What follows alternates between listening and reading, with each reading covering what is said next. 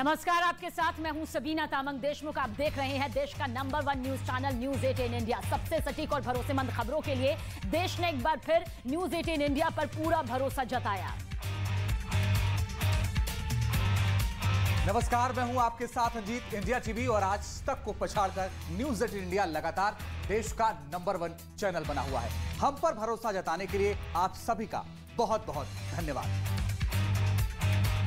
नमस्कार, आप देख रहे हैं देश का नंबर 1 न्यूज चैनल और मैं हूं आपके साथ अंकिता दुबे। बुलेटिन की शुरुआत करेंगे, लेकिन बात कर लेंगे बाढ़ और बारिश से मचे त्राहिमाम की। आपको बता दें कि जहां एक तरफ बाढ़ का खतरा लगातार मंडरा रहा है लोगों पर, कई लोग बेघर हो गए हैं, वहीं कई लोग मौत का ग्रास बन गए हैं इस तेज होती बाढ़ बारिश से। और बात आज इसी खबर पर करेंगे, उस खबर की करेंगे जिससे कि आधा हिंदुस्तान परेशान है, यानी कि आसमानी आफत की खबर आधे हिंदुस्तान पर। बादलों का कहर इस कदर लोगों पर टूट रहा है कि लोगों का जीना अब मुहाल हो गया है।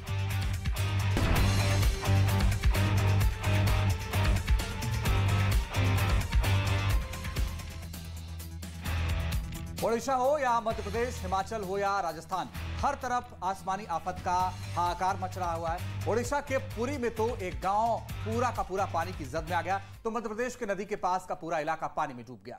वहीं डिंडौरी की अगर बात करें तो डिंडौरी में भी पुल पर सैलाब आने से एक इलाके का जिले के बाकी हिस्सों से संपर्क टूट गया है। मंडी में तो जमीन खिसकने से भारी नुकसान पहुंचा है। वहीं सड़क पर मलबा आने के बाद से सड़क किनारे खड़ी गाड़ियां उसकी चपेट में आ गई और राजस्थान के धौलपुर में तो देखिए सड़क ही पानी में गायब आपको नजर आ रही होगी। उत्तराखंड के पौड़ी में भारी बारिश के बाद बाढ़ जैसे हालात बन गए, जिसकी वजह से नदी किनारे बने दो रिसोर्ट करीब 24 लोग उसमें फंस गए, जैसे प्रशासन को इस बात की सूचना मिली। बाढ़ में फंसे लोगों की रेस्क्यू की कवायद देखिए फिर शुरू कर दी गई। एसडीआरएफ की टीम ने रस्सी के सहारे लोगों को सुरक्षित बाहर निकाला।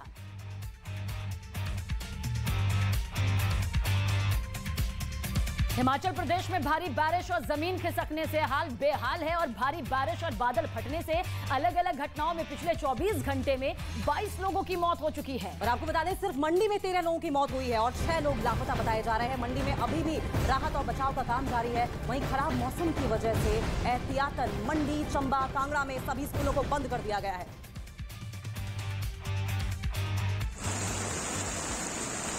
तो देखिए किस तरीके से हिमाचल प्रदेश के मंडी की अगर बात कर ली जाए तो वहां पर लगातार बाढ़ बारिश का कहर मंडरा रहा है और ऐसे में जानकारी ये मिल रही है कि 22 लोगों की मौत हो गई है, जबकि कई लोग घायल बताए जा रहे हैं। मंडी, चंबा, कांगड़ा में स्कूल बंद कर दिया गया है और क्योंकि ये टूरिस्ट स्पॉट है और ऐसे में जो तमाम पर्यटक वहां पर पहुंच रहे हैं उन्हें नदी नालों, फनते नदी नालों से दूर रहने को कहा गया है।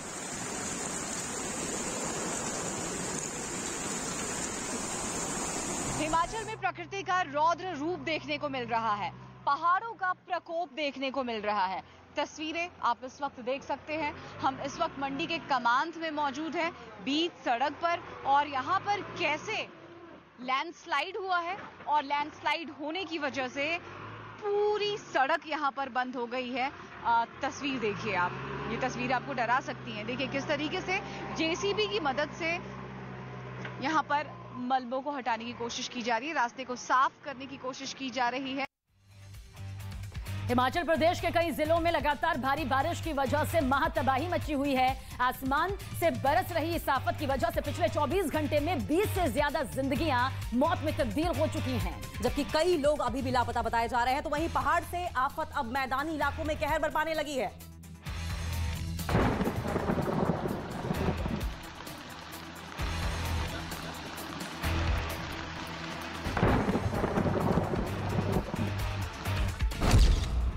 हिमाचल में तबाही का मंजर, मंडी पर मूसलाधार मुसीबत, बेतहाशा बारिश से मची तबाही। हिमाचल की मंडी में जिधर भी नजर घुमाइए आपको सिर्फ बाढ़, बारिश और बर्बादी की तस्वीरें दिखाई देंगी। मंडी का आलम यह है कि चारों तरफ पानी ही पानी है। पानी का प्रहार ऐसा कि जो जहां था वहीं फंस कर रह गया। एक स्कूटर सवार ने आफत का सामना करने की हिम्मत की, लेकिन उसे उसकी गुस्ताखी पर जो सजा मिली उसकी तस्वीरें वायरल हो गई हैं। थोड़ी देर चलने के बाद ये स्कूटर बंद हो गया और जिसके बाद शख्स उसे घसीटकर ले जाता दिखा। नदी नाले भी उफान पर आ गए, जिसकी वजह से कई मकानों में पानी भर गया। हालात बिगड़ते देख राज्य सरकार एक्शन में आ गई। मुख्यमंत्री ने अधिकारियों को तुरंत राहत और बचाव के काम में जुटने का निर्देश दिया। मंडी के और क्षेत्र में, कुल्लू में और शिमला डिस्ट्रिक्ट में बहुत बड़ा नुकसान हुआ है। खासतौर से सड़कों का नुकसान बहुत ज़्यादा हुआ है, सड़कें बहुत डैमेज हुई हैं। हमने डिस्ट्रिक्ट एडमिनिस्ट्रेशन को और हमने पीडब्ल्यू डिपार्टमेंट को कहा कि जल्दी से जल्दी एक तो जहां रेस्क्यू ऑपरेशन करने की जरूरत है वहां रेस्क्यू ऑपरेशन किया जाए, जहां सड़कों को तुरंत जो है रिस्टोर करने की जरूरत है उस दृष्टि से उसको भी किया जाए। खबर है कि सरकार के निर्देश पर कई इलाकों में रेस्क्यू ऑपरेशन जारी है ताकि बाढ़ में फंसे लोगों को सुरक्षित निकाला जा सके। पहले पहाड़ पर मचाई तबाही, अब मैदान में मुसीबत आई। पहाड़ी इलाकों में आसमानी आफत के बाद अब मैदानी इलाकों में रुदन मचाने के लिए लहरें बेताब दिख रही हैं। पहाड़ों पर बारिश, बाढ़ और जमीन खिसकने के बाद मची तबाही के जख्म अभी तक हरे हैं और कुदरत ने मैदानी इलाकों में आफत की तैयारी कर ली है। उत्तराखंड के ऋषिकेश और हरिद्वार में गंगा नदी खतरे के निशान के ऊपर बह रही है। ऋषिकेश में गंगा की उफनाती लहरों को जिसने देखा उसका दिल दहल गया। लहरों का शोर ऐसा जो सांसें थाम दे। गंगा किनारे बने कई मंदिर गंगा के गुस्से का शिकार हो गए। मंदिर जहां पानी में आधे डूबे दिखे तो वहीं कई मंदिरों के शिखर पर लहराता झंडा ही डूबे मंदिर की गवाही दे रहा है। हरिद्वार में गंगा ने मचाई तबाही, कई घरों में पहुंचा गंगा का पानी। गंगा के गुस्से में डूबी सड़कें। हरिद्वार के देहात क्षेत्र के लक्सर में गंगा का जलस्तर खतरे के निशान से ऊपर पहुंच चुका है। इसके बाद पूरे इलाके में रेड अलर्ट जारी कर दिया गया। प्रशासन ने राहत और बचाव काम में तेजी दिखाई। लोगों को दिक्कत ना हो इसके लिए एसडीआरएफ की टीम ने निचले इलाकों में फंसे लोगों का रेस्क्यू शुरू कर दिया। गंगा का गुस्सा इस कदर है कि सोलानी नदी के आसपास के 30 से ज्यादा गाँव में रेड अलर्ट घोषित है। बरसात के कारण लक्सर और खानपुर क्षेत्र में काफ़ी जल भराव हो जाता है और लगातार वहाँ जो गंगा तट के बांध के गांव हैं उनमें भारी नुकसान होता है। अभी भी हम लगातार उस पर नज़र बनाए रखे हैं। अधिकारियों को भी निर्देशित किया गया है। लक्सर के भिक्कमपुर, बालावाली, गोवर्धनपुर में बनी बाढ़ चौकियों को सतर्क कर दिया गया। इसके बाद प्रशासन ने भिक्कमपुर, गोवर्धनपुर, रायसी, खानपुर और बालावाली के सरकारी स्कूलों के भवनों को राहत कैंप बना दिया। प्रशासन के साथ पुलिस भी गाँव में जाकर लोगों को अगले 48 घंटे तक गंगा या सोलानी नदी के आसपास न जाने की हिदायत दे रही है। बारिश का मौसम चल रहा है, उस पे हमें कल से सूचना मिल गई थी कि बरसात का मौसम चल रहा है और ये सभी क्षेत्र अलर्ट किए गए हैं। इसके तहत हम लोग यहाँ पे अपनी रैकी बढ़ा रहे थे और इसी दौरान अचानक पानी बढ़ा यहाँ पे, फिर हमारे यहाँ तैनाती की गई। लोग जिनका आवागमन हो रहा है उनको थोड़ा पार करने में दिक्कत ना हो। उत्तराखंड से सामने आई तस्वीरों ने यूपी की चिंता जरूर बढ़ा दी है, जहां यमुना और गंगा किनारे वाले निचले इलाकों में तो अभी से पानी भरना शुरू हो गया। और आफत की बारिश का इस वक्त सबसे ज्यादा असर हिमाचल प्रदेश में देखने को मिल रहा है। यहां पर मूसलाधार बारिश की वजह से हालात बद से बदतर हो गए हैं। और भारी बारिश की वजह से हिमाचल की अगर बात करें तो प्रदेश के कई जिलों में बाढ़ जैसे हालात बने हुए हैं। तेज बारिश और जमीन खिसकने की घटनाओं की वजह से हिमाचल प्रदेश में 336 सड़कें अब तक बंद हो चुकी हैं।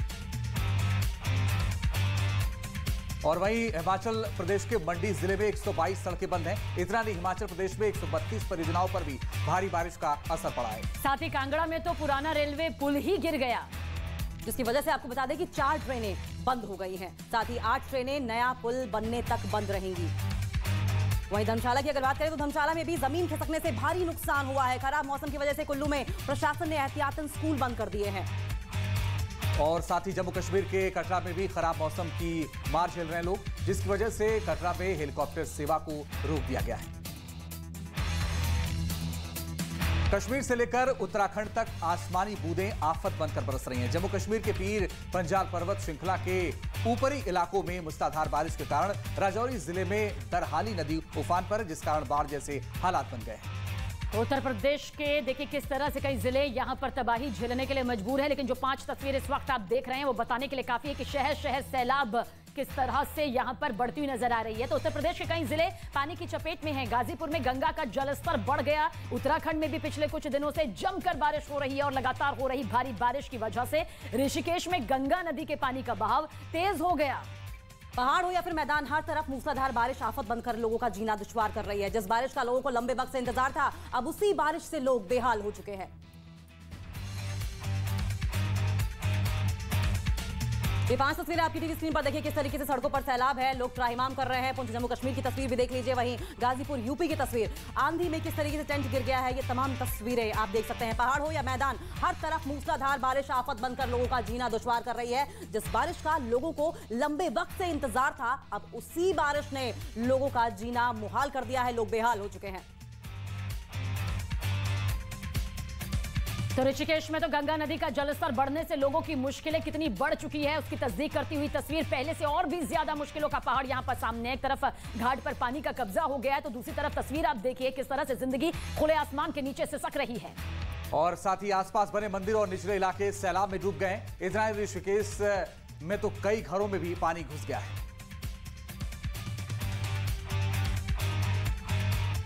तो 2 तस्वीरें आपकी टीवी स्क्रीन पर देखिए किस तरीके से घाट पर पानी का कब्जा दिखाई दे रहा है, वहीं घरों में पानी किस तरीके से घुसा हुआ है, लोगों के लिए किस तरीके से मुसीबत का सबब बना हुआ है। ये तस्वीरों में आप देख सकते हैं किस तरीके से जिंदगी अब मुहाल हो रही है बाढ़ बारिश के पानी की। तो जहां श्रद्धालु आस्था की डुबकी लगाते थे, फिलहाल वही घाट डूबे हुए नजर आ रहे हैं।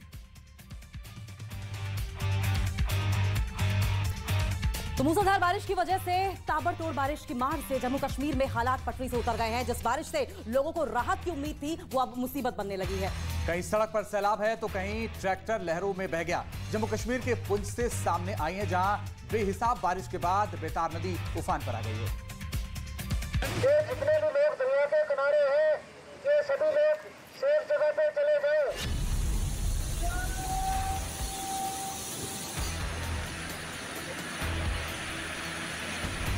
बारिश की ताबड़तोड़ मार, रौद्र रूप में बह रही बेतार नदी। घाटी में इन दिनों मॉनसून इस कदर कहर बरपा रहा है कि नदी नाले सब बेकाबू होते दिख रहे हैं। लगातार बारिश के बाद नदी नाले दरिया सब उफान पर हैं। आफत का आलम यह है कि नालों के तेज बहाव के सामने जो आ रहा है वो किसी तिनके की तरह बहता जा रहा है। नदी के गुस्से की जो तस्वीरें आप देख रहे हैं वो जम्मू कश्मीर के पुंछ से सामने आई हैं, जहां बेहिसाब बारिश के बाद बेतार नदी उफान पर आ गई। ट्रैक्टर हुआ बेतार गुस्से का शिकार, तेज बहाव में बहा ट्रैक्टर। जम्मू कश्मीर में हो रही बारिश के चलते प्रशासन ने नदी में रेत खनन पर रोक लगा रखी है। बावजूद इसके कुछ लोग जान जोखिम में डालकर रेत का खनन कर रहे हैं। ये लोग भी 2 ट्रैक्टर लेकर बेतार नदी से रेत निकाल रहे थे। अचानक नदी का जलस्तर बढ़ गया और उसके आगे की तस्वीर आपके सामने है। दरअसल बेतार में रेत खनन के लिए पहुंचा एक ट्रैक्टर नदी में फंस गया और देखते ही देखते किसी खिलौने की तरह सैलाब में बहने लगा। कुछ दूर बहकर जाने के बाद वो ट्रैक्टर पानी में ही पलट गया। जिस जगह ये घटना घटी वहां पानी इतनी तेजी से बह रहा था जिसे देखकर किसी का भी दिल दहल जाए। इसी तरह दूसरा ट्रैक्टर भी नदी के पास पानी में फंस गया। हालांकि बाद में उसे लोगों ने मोटी रस्सी के सहारे खींचने की पूरी कोशिश की। उधर पुंछ में शनिवार दोपहर से हो रही बारिश की वजह से कई घरों में पानी घुस गया। लोगों के घरों के भीतर पानी ज्यादा जाने से कई घरों का सामान भी खराब हो गया। वहीं नदी नाले भी उफान पर हैं। भारी बारिश ने पूरे जिले में हाहाकार मचाया। सड़कों पर भी पानी सैलाब की तरह बहता दिखा, जिसमें कई गाड़ियां फंसकर खराब हो गईं। सड़कों पर पानी भरने से गाड़ियों की रफ्तार पर भी ब्रेक लग गया। बारिश के पानी ने कई मकानों पे भी कब्जा कर लिया, जिससे लोगों की परेशानी और बढ़ गई। पहाड़ों पर हो रही लगातार बारिश के बाद राजौरी में पीर पंजाब से आफत का सैलाब आया। सैलाब के आगे जो भी आया सब उसी में समा गया। राजौर में पीर पंजाब से आ रहे दरिया को देखकर हर किसी का दिल दहल जाए। जम्मू कश्मीर में बाढ़ बारिश के बाद बर्बादी के हालात सिर्फ पुंछ और राजौरी में नहीं, बल्कि गांदरबाल जिले के चतरगुल इलाके में भारी बारिश के बाद अचानक बाढ़ आ गई। पानी के तेज बहाव के कारण सड़क क्षतिग्रस्त हो गई। चैनल जो है आपके भरोसे पर खरा उतरने में नंबर 1 सच की राह पर चलने में, आपके लिए लड़ने में नंबर 1 आपकी आवाज बनने में, जिसके पास है एंकर की टीम नंबर 1, जो है राजनीति के खेल से लेकर खेल की कवरेज में नंबर 1, आज तक को पछाड़ अब है देश का नंबर 1 न्यूज चैनल। तो देखते रहिए न्यूज़ 18 इंडिया।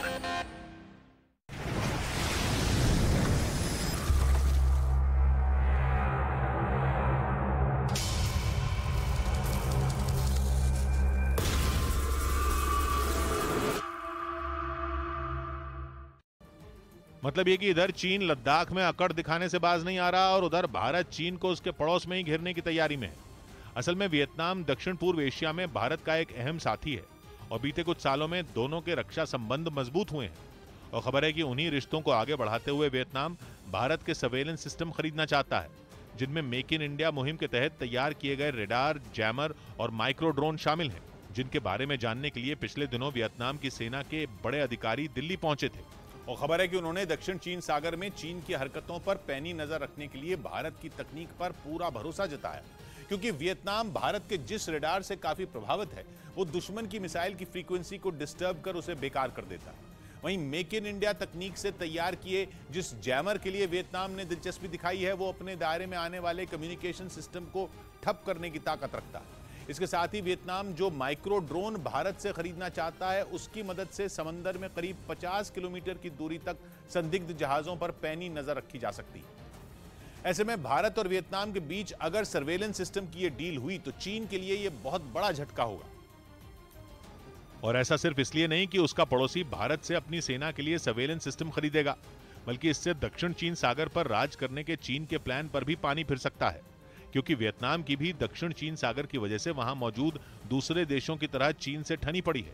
चीन दक्षिण चीन सागर को अपनी जागीर समझता है और हाल के दिनों में जिस तरह उसकी ताइवान के साथ तनातनी बढ़ी उससे वियतनाम के भी कान खड़े हो गए और उसने अपनी सीमा पर पैनी नजर रखने के लिए भारत की तकनीक पर भरोसा जताया। इस बीच ताइवान में बढ़ रहा तनाव भारत के लिए बहुत बड़ा अवसर बना सकता है। खबर है कि बहुत सारी बड़ी कंपनियां ताइवान में ऐसी हैं जो जंग के माहौल से परेशान हो चुकी हैं। ये कंपनियां किसी भी हालत में जल्द से जल्द अपना ठिकाना बदलना चाहती और किसी ऐसे देश में पहुंचना चाहती हैं जहां कारोबार का बेहतर माहौल उन्हें मिल सके। ताइवान की ऐसी कंपनियों के लिए भारत पहली पसंद बन सकता है। मतलब ये कि ताइवान को घेर कर खड़े चीन के जहाज जो आपदा बना रहे हैं उनमें भारत के लिए अवसर निकल सकता है। ये भारत सरकार भी जानती है कि देश में उद्योगों को बड़ा धक्का लगाने के लिए ये एक बड़ा मौका है। माना जा रहा है कि कई बड़ी कंपनियों से भारत सरकार के अलग अलग मंत्रालय संपर्क कर चुके हैं। लगातार ये कोशिश की जा रही है कि ऐसी कंपनियों को भारत में बुलाया जा सके। इससे रोजगार के भी अवसर बनेंगे और देश की कमाई भी बढ़ेगी। सबसे बड़ी बात यह कि देश में कुछ ऐसी तकनीक आ सकती है जो नए उद्योग लगाने में अहम साबित होंगी। जिन बड़ी कंपनियों के भारत में आने के आसार बन रहे हैं उनमें एक नाम फॉक्सकॉन का भी है। उधर पश्चिम बंगाल के मिदनापुर से दिल दहला देने वाला एक वीडियो सामने आया। वहां दो लड़के एक बच्चे की पिटाई करते दिखाई दिए। मारपीट की इस घटना की वजह से वो बच्चा बुरी तरह घायल हो गया और इस घटना का जो वीडियो सामने आया उसमें एक लड़का उस बच्चे पर दनादन चप्पल बरसाता नजर आया, जबकि एक दूसरा लड़का उसे बचाने के बजाय उसे पिटता देख हंसता रहा। इस दौरान वो बच्चा मार से बचने की कोशिश करता दिखा, लेकिन इसके बाद भी लड़के ने उसे पीटना बंद नहीं किया। इसके बाद वहां मौजूद एक दूसरे लड़के ने भी उससे मारपीट शुरू कर दी। वो लड़का भी उस बच्चे पर ताबड़तोड़ चप्पल चलाने लगा। इस घटना में वो बच्चा बुरी तरह घायल हो गया, जिसे बाद में अस्पताल में भर्ती कराया गया। परिवार की शिकायत के बाद पुलिस ने केस दर्ज कर दोनों आरोपियों को गिरफ्तार कर लिया। बताया गया कि मोबाइल गेम हारने पर 200 जूते मारने की शर्त थी, जिसकी वजह से उस बच्चे की पिटाई। चीन लगातार ताइवान को युद्ध के लिए उकसा रहा है। मतलब ये कि चीन आर पार के मूड में है और ये दावा किया जा रहा है कि वो ताइवान पर हमले की पूरी तैयारी कर चुका है। ये बात उस वक्त साबित हो गई जब एक रोज पहले चीन के 6 जंगी जहाज और 51 लड़ाकू विमान ताइवान की सीमा में घुस गए और चीन की इस उकसाने वाली हरकत से दोनों देशों के बीच तनाव 7वें आसमान पर पहुंच गया। पश्चिमी मीडिया का कहना है कि आने वाले दिनों में चीन ताइवान को हड़पने के लिए कभी भी उस पर हमला बोल सकता है, जबकि अमेरिका कई बार ये चेतावनी दे चुका है कि अगर चीन ने ताइवान के खिलाफ जंग का बिगुल बजाया तो उसे बेहद गंभीर परिणाम भुगतने होंगे। क्योंकि अमेरिका ये साफ कर चुका है कि वो किसी भी कीमत पर ताइवान का साथ नहीं छोड़ने वाला। और ऐसे में अगर जंग हुई तो चीन को सीधे सीधे अमेरिका से ही भिड़ना पड़ेगा, जिसका सीधा मतलब होगा तीसरा विश्व युद्ध। लेकिन चीन पर अमेरिका की इन चेतावनियों का कोई असर होता नहीं दिख रहा। ऐसा इसलिए क्योंकि वो लगातार ताइवान को उकसाने के लिए उसकी समुद्री और हवाई सीमा में घुसपैठ करने में जुटा है। मतलब ये कि चीन ये ठान कर बैठा है कि वो ताइवान पर कब्जा करके ही रहेगा और इसके लिए वो हर तरह का पैंतरा आजमा भी रहा है। इसी वजह से ये दावा किया जा रहा है कि आने वाले कुछ दिनों में चीन ताइवान के खिलाफ जंग का ऐलान कर देगा। ताइवान का आरोप है कि एक रोज पहले ही चीन के 6 नौसैनिक जहाज और 51 लड़ाकू विमान उसकी सीमा में घुस आए थे। आरोप यह भी है कि चीन के कई लड़ाकू विमानों ने तो उसके ADIZ यानी एयर डिफेंस आइडेंटिफिकेशन जोन को भी लांघ दिया था। इसके बाद चीन को जवाब देने के लिए ताइवान के भी लड़ाकू विमानों ने उड़ानें भरी। और इसके साथ ही ताइवान ने युद्धपोत और मिसाइल को मार गिराने वाले एयर डिफेंस सिस्टम को भी एक्टिवेट कर दिया। ताइवान का दावा है कि उसकी इस कार्रवाई के बाद चीन के जंगी जहाज और लड़ाकू विमान वहां से भाग खड़े हुए। लेकिन यह पहली बार नहीं है जब चीन ने इस तरह की उकसावे वाली हरकत की हो। असल में नैन्सी पेलोसी के दौरे के बाद से ही चीन ताइवान पर भड़का हुआ है। वो लगातार ताइवान को अपनी ताकत दिखाने और उसे डराने में लगा है। इसके लिए उसने कई दिनों तक ताइवान के चारों तरफ जंग का अभ्यास भी किया। ताइवान का आरोप है कि इस दौरान उसकी सीमा में चीन के 14 युद्धपोत और 66 लड़ाकू विमान घुसाए थे। यही नहीं, चीन ने सैन्य अभ्यास के दौरान ताइवान के आसपास कई बैलिस्टिक मिसाइल। आज मुझे बताया गया है कि लगभग 44 डिपार्टमेंट्स 242 बीघा में फैला हुआ ये विश्वविद्यालय है। मैं अभी इसकी हार्डवेयर की बात कर रहा हूं, सॉफ्टवेयर पे बाद में आऊंगा। लेकिन 241 बीघे में फैला हुआ है ये विश्वविद्यालय। आज मैं आया तो मैं पहचान ही नहीं पा रहा था, कहां गया मेरा लॉ डिपार्टमेंट, कहां गया मेरा मैनेजमेंट डिपार्टमेंट। वाइस चांसलर साहब बोले, एस बंसल साहब बोले, दिस इज मैनेजमेंट डिपार्टमेंट। हमने कहा privileged are those students who are getting the opportunity to study in such a good environment. लेकिन हम लोग उन्हीं अवस्थाओं में पढ़ते आगे निकले। और अगर मैं कहूं 16 एकेडमिक चेयर्स हैं यहां पर, रिसर्च स्टडीज हैं और लगभग 135 एकेडमिक प्रोग्राम्स हैं। इसलिए एक बात ध्यान में रखना कि हिमाचल प्रदेश विश्वविद्यालय सिर्फ सुंदर जगह पर बसा हुआ विश्वविद्यालय नहीं है, ये शिक्षा और विद्या का सही केंद्र बना है और बन चुका है। इसको भी हमको समझना चाहिए। चैनल जो है आपके भरोसे पर खरा उतरने में नंबर वन सच की राह पर चलने में, आपके लिए लड़ने में नंबर वन आपकी आवाज बनने में। जिसके पास है एंकर की टीम नंबर 1, जो है राजनीति के खेल से लेकर खेल की कवरेज में नंबर 1। आज तक को पछाड़, अब है देश का नंबर 1 न्यूज चैनल। तो देखते रहिए न्यूज़ 18 इंडिया। हैं कि अमेरिका अगर इस मुद्दे से पीछे नहीं हटा तो भुगतना ताइवान को पड़ेगा। यानी चीन ठान चुका है कि ताइवान पर कब्जे के लिए वो किसी से भी भिड़ सकता है। और माना जा रहा है कि चीन की इसी सनक ने दुनिया के 17 देशों को एक साथ आने के लिए मजबूर कर दिया है। हालांकि सभी देशों ने यह साफ किया कि पिच ब्लैक मिलिट्री ड्रिल का चीन से कोई लेना देना नहीं है, लेकिन इसमें शामिल ज्यादातर देशों की उससे किसी न किसी बात पर तनातनी बनी हुई है। ऐसे में माना जा रहा है कि चीन से चिढ़ने वाले देश इस जॉइंट ड्रिल के जरिए उसे अपनी ताकत दिखाने की कोशिश जरूर करेंगे। खबर के मुताबिक ऑस्ट्रेलिया के समुद्री इलाके में हो रहा 17 देशों का यह सैन्य अभ्यास 19 अगस्त से 6 सितंबर तक चलेगा। और कहा जा रहा है कि इसके जरिए चीन को यह संदेश देने की कोशिश होगी कि वो ताइवान पर अपनी जिद छोड़ दे। यही नहीं, दक्षिण चीन सागर को अपनी जागीर समझना भी वो बंद कर दे, क्योंकि अब 17 देश खुले तौर पर न सही लेकिन चीन के खिलाफ साथ आते तो दिख ही रहे हैं और एक बड़ा सैन्य अभ्यास भी कर रहे हैं, जिसमें करीब 100 लड़ाकू विमानों के शामिल होने का दावा किया जा रहा है। इसके साथ ही इस ड्रिल में सेना के 2500 जवान भी हिस्सा ले रहे हैं। भारत ने इस सैन्य अभ्यास में शामिल होने के लिए सुखोई 30 मार्क 1 भेजा है और माना जा रहा है कि इस जॉइंट ड्रिल ने शी जिनपिंग की चिंता और बढ़ा दी होगी, क्योंकि एक रोज पहले ही खबर आई थी कि अमेरिका और जापान ने ब्रिटेन, जर्मनी और फ्रांस को दक्षिण चीन सागर में चीन को घेरने के लिए साथ आने का न्योता दिया है, ताकि चीन के खिलाफ और भी मजबूत गठजोड़ तैयार किया जा सके। और खबर है कि अमेरिका और जापान के न्योते को तीनों देशों ने कबूल भी कर लिया, क्योंकि हांगकांग के मुद्दे पर चीन से नाराज ब्रिटेन ने अपने एयरक्राफ्ट कैरियर क्वीन एलिजाबेथ और उसके स्ट्राइक ग्रुप को उसके खिलाफ तैनात करने का फैसला किया। और सिर्फ ब्रिटेन ही नहीं, जर्मनी भी चीन को सबक सिखाने के लिए अमेरिका और जापान का साथ देने जा रहा है। वो हिंद महासागर और उसके आसपास के इलाके में अपनी नौसेना को तैनात करने की योजना बना रहा है। इसके साथ ही खबर तो ये भी है कि फ्रांस भी अब जापान के पास अपना युद्धपोत तैनात करेगा। उधर खबर आई कि चीन और जापान के बीच हुई बातचीत में चीन ने जापान को धमकी दी कि वो उसके आंतरिक मामलों से दूर रहे। मतलब ये कि चीन ने जापान को ताइवान के मुद्दे पर बोलने से रोकने की कोशिश की, क्योंकि पिछले कुछ महीनों से जापान खुलकर ताइवान के साथ खड़ा दिख रहा। और ये बात चीन को हजम नहीं हो रही, क्योंकि ताइवान के आसपास मिसाइलें गिराकर और समंदर में जंग जैसे हालात बनाकर चीन उसे डराना चाहता है। वो ताइवान को हथियाने के लिए हर सीमा लांघने को तैयार है। चीन ऐसा कर भी लेता, लेकिन जापान और अमेरिका जैसे देश उसकी राह का रोड़ा है। जिसमें अमेरिका को तो बहुत पहले ही चीन ताइवान से दूरी बनाने को बोल चुका है। वो बात अलग है कि अमेरिका उसकी एक सुनने को तैयार नहीं। लेकिन चीन लगातार अमेरिका से धमकी भरे लहजे में बात कर रहा है, जिसके बाद इस लिस्ट में जापान का नाम भी शामिल हो गया। क्योंकि खबर है कि चीन और जापान के बीच हुई हाई लेवल मीटिंग में ज्यादातर बात ताइवान के बारे में ही हुई और चीन ने जापान से बोल दिया कि वो अपने काम से काम रखे और चीन ताइवान के झगड़े से दूर रहे। चीन और जापान के बीच इस तरह की हाई लेवल मीटिंग करीब 2.5 साल बाद हुई और यह बातचीत करीब 7 घंटे चली, जिसके बाद पहाड़ हो या मैदान, हर तरफ मूसलाधार बारिश आफत बनकर लोगों का जीना दुश्वार कर रही है। जिस बारिश का लोगों को लंबे वक्त से इंतजार था, अब उसी बारिश से लोग बेहाल हो चुके हैं। ऋषिकेश की तस्वीरें आपको दिखा रहे हैं, जहां पर गंगा नदी का जलस्तर बढ़ने से लोगों की मुश्किलें पहले से और ज्यादा बढ़ गई हैं। एक तरफ घाट पर पानी कब्जा हो चुका है, वहीं पानी का कब्जा हो चुका है, वहीं दूसरी तरफ अगर बात करें तो घाट के आसपास बने मंदिर और निचले इलाके सैलाब में डूब गए हैं। और इतना ही नहीं, ऋषिकेश में कई घरों में पानी घुस गया है।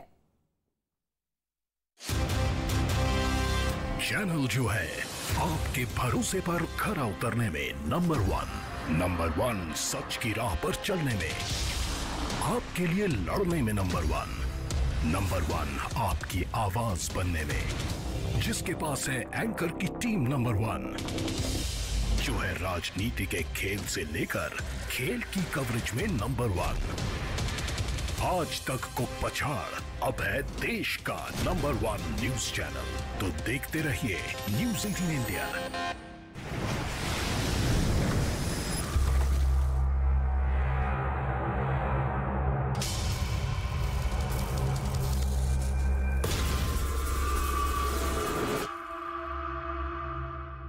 कर रहा है, क्योंकि उसके एक्सक्लूसिव इकोनॉमिक जोन में जो मिसाइलें गिरी थीं, वो मामूली मिसाइलें नहीं, बल्कि चीन की DF श्रेणी की 3 मिसाइलें थीं, जिनमें एक DF-17 से तो अमेरिका भी थर-थर कांपता है। इस घटना के बाद जापान की नौसेना ने साउथ और ईस्ट चाइना सी में गश्त बढ़ा दी और उसके कई युद्धपोत और पनडुब्बियां चीन के पास की सीमा पर 24 घंटे निगरानी कर रहे हैं। तनाव के इसी माहौल में चीन और जापान के 2 बड़े नेता आमने सामने बैठे और बातचीत, जिसमें चीन का पूरा फोकस इस बात पर रहा कि वो जापान को ताइवान के मुद्दे पर दखल देने से रोक दे, क्योंकि पिछले कुछ महीनों में जापान ने 1-2 बार नहीं बल्कि कई बार ताइवान स्ट्रेट में शांति का मुद्दा उठाया। यही नहीं, क्वाड के जरिए तो वो खुलकर ताइवान के साथ खड़ा नजर आ रहा है और यही बात चीन की आंखों में खटक रही है। बड़ी मुश्किल से चीन और जापान पुरानी दुश्मनी को भूलकर आगे बढ़े थे और उनके डिप्लोमेटिक रिश्ते सुधर रहे थे। अगले महीने तो दोनों के बेहतर होते संबंधों की 50वीं सालगिरह भी है, लेकिन उस खुशी के मौके पर ग्रहण लग सकता है, क्योंकि जिस ताइवान में चीन की जान बसती है, जापान और अमेरिका उससे छीनना चाहते हैं। या यूं कहें कि वो पर्दे के पीछे से ताइवान को एक स्वतंत्र देश बनाने की कहानी लिख रहे हैं। क्योंकि जब चीन ताइवान को डराने के लिए ड्रिल कर रहा था, जापान की पनडुब्बियां अमेरिकी पनडुब्बियों के साथ मिलकर चीन की जासूसी कर रही थी। जापान की सेना भी अलर्ट मोड पर होने की खबर है। यही नहीं, खबर है कि अमेरिका जापान के ओकिनावा द्वीप पर बने मिलिट्री बेस से ताइवान की मदद की प्लानिंग कर रहा है और जापान भी अपने युद्धपोत और F-35B stealth fighter jet Taiwan की मदद के लिए भेज सकता है, जिसकी चीन को खबर है। इसीलिए उसने इस बार जापान से 2 टूक बात की और बोल दिया कि अगर चीन से रिश्ते सुधारना है तो जापान को ताइवान के मामले में नाक घुसाना बंद करना होगा, क्योंकि चीन को पता है कि ताइवान अमेरिका और जापान जैसे देशों के दम पर ही उछल रहा है, क्योंकि ये देश उसे हथियार और समंदर में सुरक्षा की गारंटी दे रहे हैं, जो चीन को पसंद नहीं। वो ताइवान के आजादी के सपने को सच नहीं होने देना चाहता और सबसे झगड़ा मोल लेकर उसे चीन में शामिल करना चाहता है। इधर खबर है कि चीन से निपटने के लिए उसका पड़ोसी वियतनाम मदद के लिए भारत की तरफ देख रहा है। वियतनाम अपनी समुद्री सीमा की निगरानी बढ़ाने के लिए भारत से सर्वेलेंस सिस्टम खरीद सकता है। मतलब ये कि इधर चीन लद्दाख में अकड़ दिखाने से बाज नहीं आ रहा और उधर भारत चीन को उसके पड़ोस में ही घेरने की तैयारी में है। असल में वियतनाम दक्षिण पूर्व एशिया में भारत का एक अहम साथी है और बीते कुछ सालों में दोनों के रक्षा संबंध मजबूत हुए हैं और खबर है कि उन्हीं रिश्तों को आगे बढ़ाते इंडिया का प्राइड, मेरा प्राइड, वीकेसी प्राइड, कड़ी मेहनत का जश्न मनाइए। आबकारी घोटाला मामले में आरोपी मनीष सिसोदिया के खिलाफ सीबीआई का लुकआउट नोटिस, सभी आरोपियों के विदेश जाने पर लगी रोक, मामले में और तेज हुई सियासत। मुझे पता है कि मैंने कुछ गलत नहीं किया, मेरा ईश्वर जानता है, मैं जानता हूँ, मेरे लोग जानते हैं कि मैंने कुछ गलत नहीं किया। जिसने भी दिल्ली को ठगा है वो अरविंद केजरीवाल का सगा है। पंजाब के चंडीगढ़ और मोहाली में बड़े आतंकी हमले का अलर्ट। पाकिस्तान की खुफिया एजेंसी ISI की बड़ी साजिश का खुलासा। पंजाब के 10 बड़े नेताओं पर भी हमले की चेतावनी, पुलिस ने बढ़ाई चौकसी।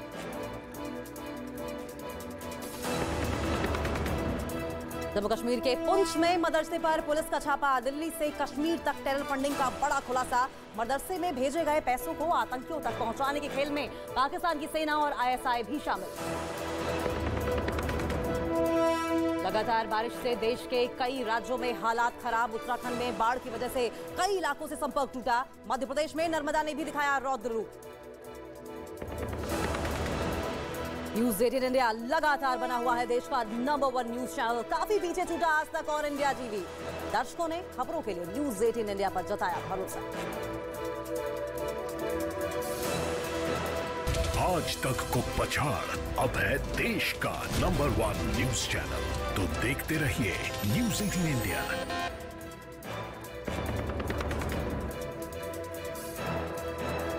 पश्चिम बंगाल के आसनसोल में टीएमसी और बीजेपी कार्यकर्ताओं के बीच झड़प। नगर निगम चुनाव के दौरान भिड़े कार्यकर्ता। बीजेपी का टीएमसी पर धांधली का आरोप। हिरासत में ली गई नोएडा में गार्ड को धमकी और गाली देने वाली महिला। हाउसिंग सोसाइटी में गेट नहीं खोलने पर महिला ने किया था हंगामा। वायरल वीडियो पर पुलिस का एक्शन। नोएडा में महिला से बदसलूकी के आरोपी श्रीकांत के समर्थन में त्यागी समाज की महापंचायत। आज बड़ी संख्या में नोएडा पहुंच रहे हैं लोग। पुलिस ने 9 अगस्त को श्रीकांत को किया था गिरफ्तार। रूस के राष्ट्रपति पुतिन के करीबी अलेक्जेंडर दुगिन की बेटी की कार धमाके में मौत। मॉस्को में बीच सड़क पर हुआ धमाका। हमले के पीछे यूक्रेन का हाथ होने की आशंका।